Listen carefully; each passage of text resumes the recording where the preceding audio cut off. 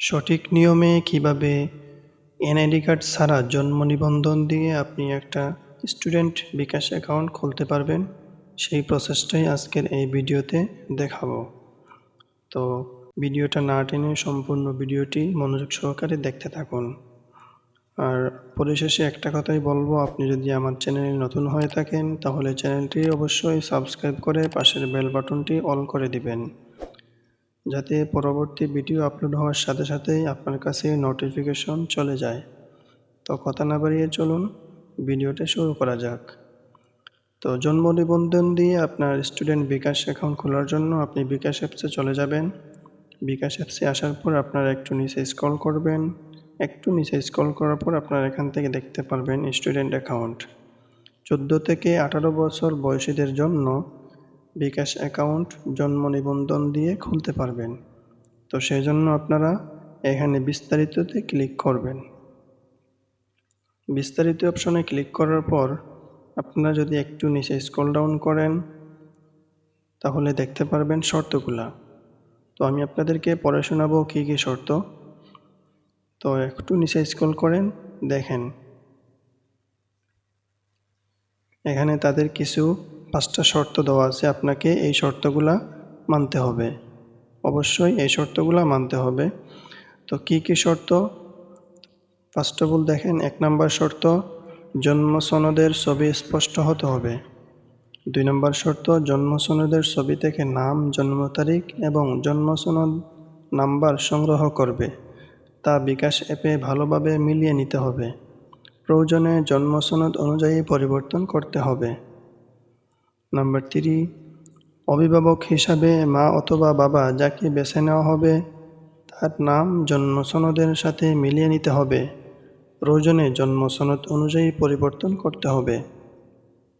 Number 4, অভিভাবক হিসাবে মা অথবা বাবা যাকে বেছে নেওয়া হবে বিকাশ নাম্বারটি অবশ্যই তার নামে হতে হবে।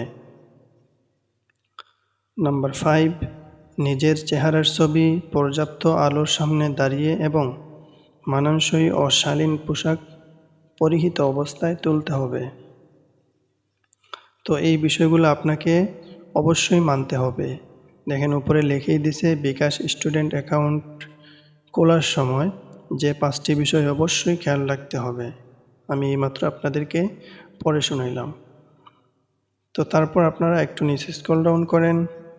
আমি আপনাদেরকে জুম করে দেখিয়ে দিচ্ছি আপনারা কিভাবে বিকাশ অ্যাপের প্রসেসগুলো কিভাবে কি করবেন। তো আমি একটু যদি জুম ইন করি তাহলে আপনারা বিকাশ অ্যাপে চলে যাবেন। দেখেন এখানে সবাই আশা করি লগ ইন করতে পারবেন। বিকাশ অ্যাপসে আসার পরে আপনারা এখানে লগ ইন অ্যান্ড রেজিস্টার এই অপশনে ক্লিক করবেন। এই অপশনে ক্লিক করার পর আপনাকে নিয়ে যাবে এই অপশনে। এখন আপনি যে নাম্বারে বিকাশ অ্যাকাউন্ট খুলবেন স্টুডেন্ট অ্যাকাউন্ট, সেই নাম্বারটি এখানে টাইপ করবেন। নাম্বারটি এখানে টাইপ করার পর আপনারা এখানে পরবর্তী অপশনে ক্লিক করবেন। পরবর্তী অপশনে ক্লিক করার পর আপনাকে নিয়ে যাবে এখানে যাওয়ার পর আপনার সিমটি অবশ্যই স্মার্টফোনে লাগানো থাকতে হবে।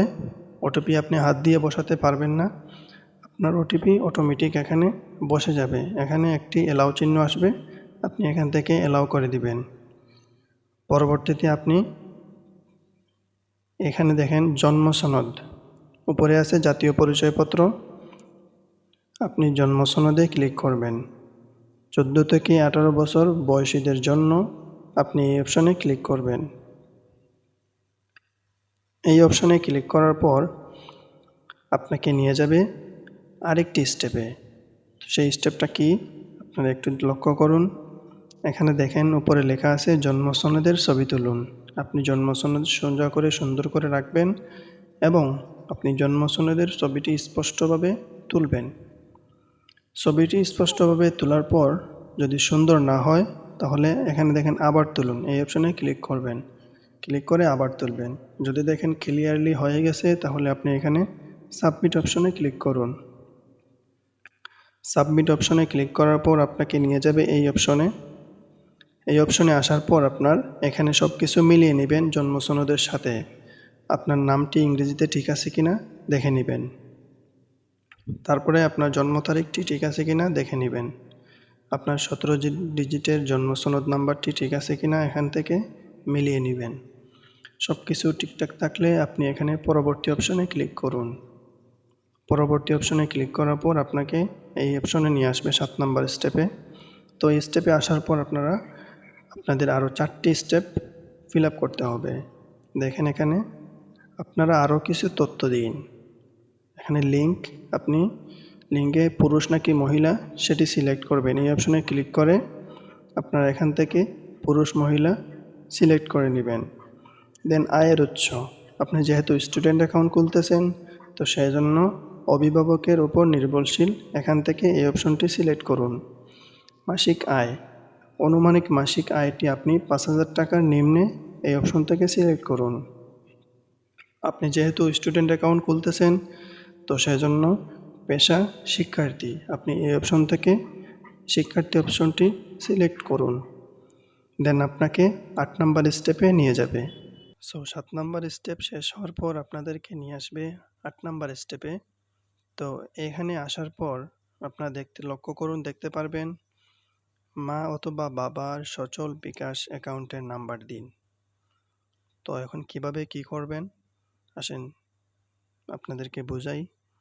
তো এখানে দেখেন উপরে লেখা আছে মা অথবা বাবার নাম ইংরেজিতে লিখুন।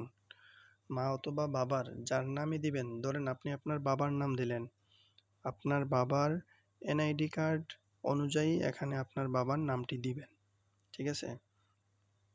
এবং আপনার মা অথবা বাবার বিকাশ অ্যাকাউন্ট নাম্বারটি এখানে টাইপ করবেন, অবশ্যই +88, তারপর আপনার বাবার বিকাশ অ্যাকাউন্ট নাম্বারটি এখানে টাইপ করবেন। বিকাশ অ্যাকাউন্ট নাম্বার এবং বাবার নাম টাইপ করার পর আপনারা একটু দেখতে পারবেন এখানে লেখা আছে আপনার দেওয়া মা অথবা বাবার সচল বিকাশ অ্যাকাউন্টে তাদের সম্মতির জন্য ভেরিফিকেশন কোড পাঠানো হবে। আপনি যে এখানে আপনার বাবার বিকাশ অ্যাকাউন্ট নাম্বারটি দিলেন সেটি আপনার বাবার বিকাশ অ্যাকাউন্ট নাম্বার কিনা তা যাচাই করার জন্য বিকাশ আপনার মার অথবা যার নাম্বার দিবেন বাবার নাম্বারে একটি ভেরিফিকেশন কোড বিকাশ অ্যাপসে পাঠানো হবে। দেখেন এখানে লিখেই দিছে তারা, আপনার দেওয়া মা অথবা বাবার সচল বিকাশ নাম্বারে তাদের সম্মতির জন্য ভেরিফিকেশন কোড পাঠানো হবে। আশা করি ক্লিয়ার বুঝতে পারছেন। তো আপনাকে পরবর্তী স্টেপে নিয়ে যাবে।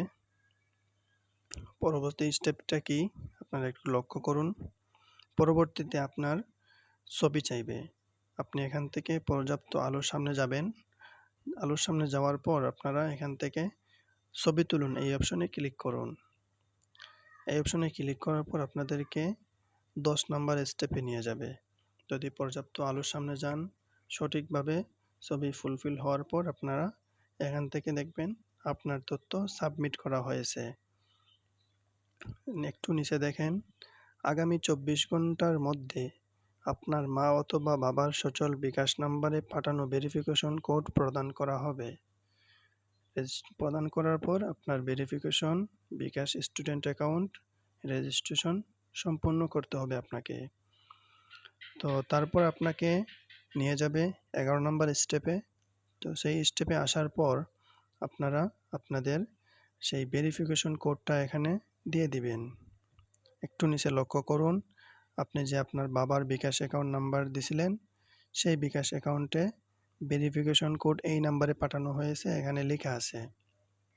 তো সেখান থেকে আপনি ভেরিফিকেশন কোডটি টাইপ করে নেবেন। দেন ভেরিফিকেশন কোডটি টাইপ করার পর আপনাদেরকে নিয়ে যাবে 12 নম্বর স্টেপে।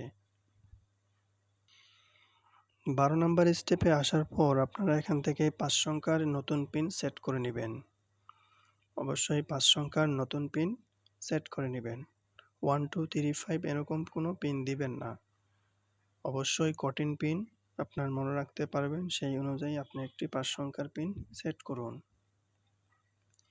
5 সংখ্যার পিন সেট করার পর একটু নিচে স্ক্রল ডাউন করে আপনাদেরকে বুঝিয়ে দিচ্ছি। আপনারা দেখেন লগইন করার পর পিন সেট করলে আপনাদেরকে 25 টাকা ওয়েলকাম বোনাস দেওয়া হবে। লগইন করে পিন সেট করলে 25 টাকা বোনাস পাবেন। তারপর প্রথমবার অ্যাপে লগ ইন করলে মোবাইল রিচার্জ করে অ্যাপে লগ ইন করার পর মোবাইল রিচার্জ করলে প্রথমবার আপনাকে 25 টাকা ক্যাশব্যাক বোনাস দেওয়া হবে।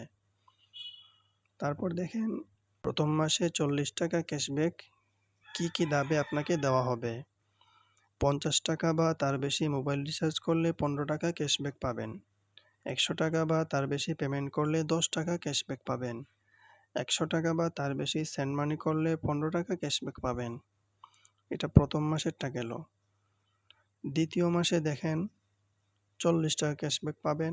50 টাকা বা তার বেশি মোবাইল রিচার্জ করলে 15 টাকা, 100 টাকা বা তার বেশি পেমেন্ট করলে 10 টাকা, 100 টাকা বা তার বেশি সেন্ড মানি করলে 15 টাকা। Same to same. তো আশা করি বুঝতে পারছেন। স্টুডেন্ট অ্যাকাউন্ট ক্রিয়েট করার পর আপনাকে ওয়েলকাম বোনাস হিসাবে মোট আপনাকে 130 টাকা পর্যন্ত ওয়েলকাম বোনাস দেওয়া হবে। তো আসুন এখন জেনে নেই আপনি স্টুডেন্ট অ্যাকাউন্টে কি সুবিধা পাবেন। তো এখানে দেখতে পারতেছেন স্টুডেন্ট অ্যাকাউন্টের সেবাসমূহ: send money, mobile recharge, cash out, payment, education fee, pay bill. তো এই সুবিধাগুলা আপনারা পাবেন। তো আশা করি ভিডিওটা বুঝতে পারছেন। যদি কোনো জায়গায় ভিডিওটা বুঝতে অসুবিধা হয় তাহলে অবশ্যই কমেন্ট বক্সে জানিয়ে দিবেন। আপনাদের সকলের কমেন্ট বক্স থেকে আমি আপনাদের সমস্যাগুলো সমাধান করার চেষ্টা করব ইনশাআল্লাহ। তো যদি ভিডিওটা ভালো লাগে থাকে অবশ্যই লাইক, কমেন্ট, শেয়ার করবেন এবং আমার চ্যানেলটি সাবস্ক্রাইব করে পাশে বেল বাটনটি অল করে দিবেন। ভালো থাকেন, সুস্থ থাকেন। আসসালামু আলাইকুম ওয়া রাহমাতুল্লাহি ওয়া বারাকাতুহু।